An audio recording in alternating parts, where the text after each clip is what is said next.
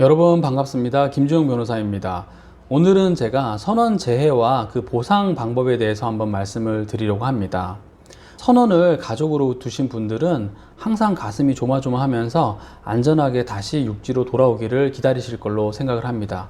그런데 경우에 따라서는 선박이 침몰하거나 혹은 이 선원이 선박에서 떨어져 가지고 추락해서 사망하시는 그런 사고가 발생하기도 합니다. 그래서 결국은 선원이 사망사고를 당하셨을 때는 남은 유가족들이 어떻게 보상을 받을 수 있는지에 대해서 궁금해 하시면서 저희 사무실에 문의를 많이 주십니다. 그래서 제가 오늘 선원이 사망하셨을 때 유가족들께서 어떤 것들을 챙기셔야 되는지를 하나씩 말씀드리려고 합니다. 첫 번째로는요, 재해보상보험이 가입되어 있는지를 확인하셔야 됩니다. 이것은 선주에게 말을 하면요, 선주가 바로 알려줄 겁니다.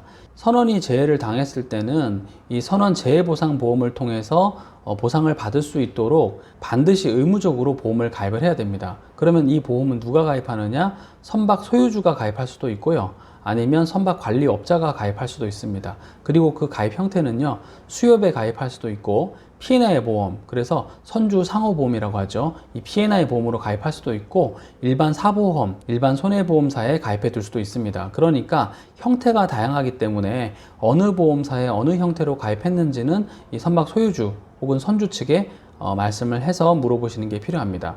그러면은 1차적으로 해상에서 사망사고가 발생하면 해양경찰이 나서서 수사를 하게 됩니다. 그리고 대략적인 사건 경위를 파악하게 돼요.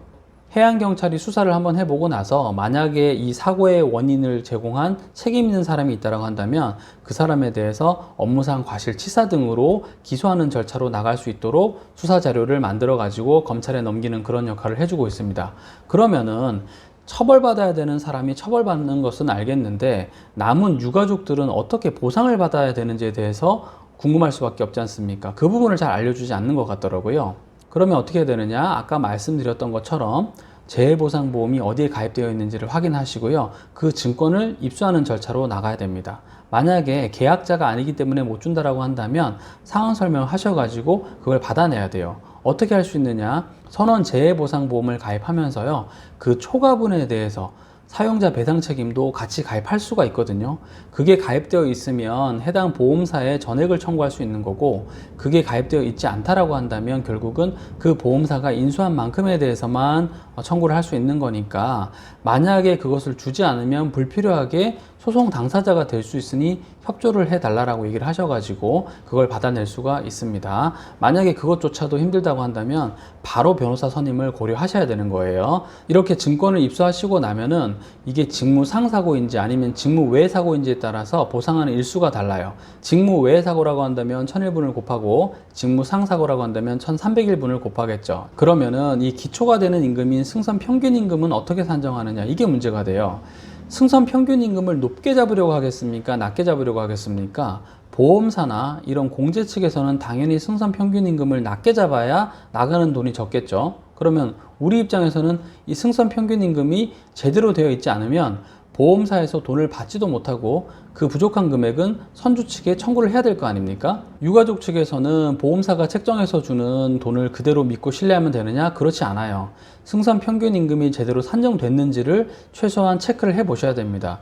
만약에 승선 평균 임금이 너무 터무니없이 작게 책정이 됐다면 그 이유를 물어보셔야 되는 거예요. 이 어선원 같은 경우에는 보합제 임금 같은 것들을 활용하지 않습니까? 예를 들어서 어획량이 많으면은 내가 많이 가져가고 어획량이 적으면 돈을 적게 가져가겠다라고 해서 이 선주가요, 열심히 어획량을 늘릴 수 있도록 이런 동기부여를 해준단 말입니다. 그러면은 어떤 선원이 엄청나게 많은 어획량을 일으키고 있다가 갑자기 사망을 하셨고 그게 임금에 다 반영되어 있다고 한다면 그런 임금 부분이 승선 평균 임금을 산정하는데 다 반영이 되는지를 확인해 보셔야 되는 거예요. 만약에 그렇지 않고 일률적으로 정한 금액만 정해가지고 승선 평균 임금을 산정했다라고 한다면 이거는 재해보상금 자체가 잘못 산정된 거기 때문에 보험사에 어필을 해보고 보험사에서 그런 주장에 대해서 들어주지 않는다고 한다면 결국은 선주를 상대로 혹은 그 보험을 가입 유지해야 될 책임이 있는 자들을 상대로 해가지고 소송을 해서 해결할 수밖에 없는 겁니다. 선원이 사망하셨을 때는 보상 측면에서는 어떤 보험사에 어떤 형식으로 보험에 가입되어 있는지를 확인하신 다음에 그 보험이 제대로 가입 유지되어 있는지를 확인하시고, 그 다음에 돌아가신 분의 승선 평균 임금이라는 것이 잘 책정되어 있는지를 확인하시고, 그게 잘못되어 있다면 소송을 고려하시는 게 필요합니다. 그러면은 무조건 승선 평균 임금이 잘못 산정되었을 때만 소송을 해야 되느냐? 그건 아니에요.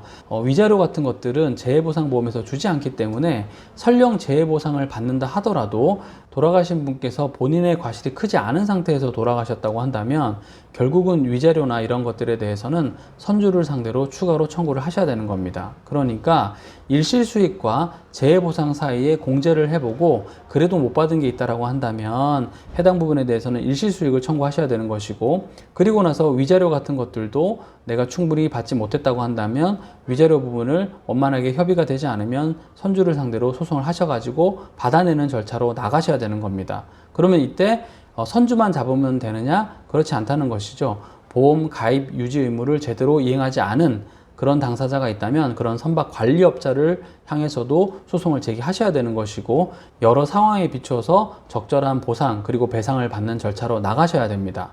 제가 여러 가지 사건을 다루다 보니까요, 이 선주 측에서 여러 가지 안전 매뉴얼들을 정해놓고 이 안전 매뉴얼들을 제대로 실시하는지를 관리 감독하지 않는 경우가 상당히 많았습니다.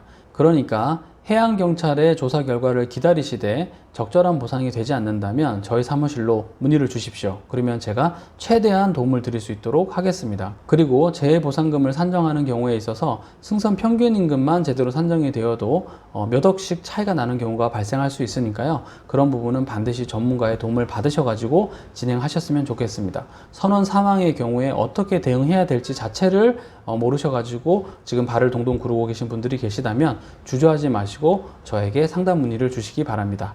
감사합니다. 오늘 이 영상도 도움이 되셨다면 좋아요와 구독을 부탁합니다. 저는 김주영 변호사였습니다.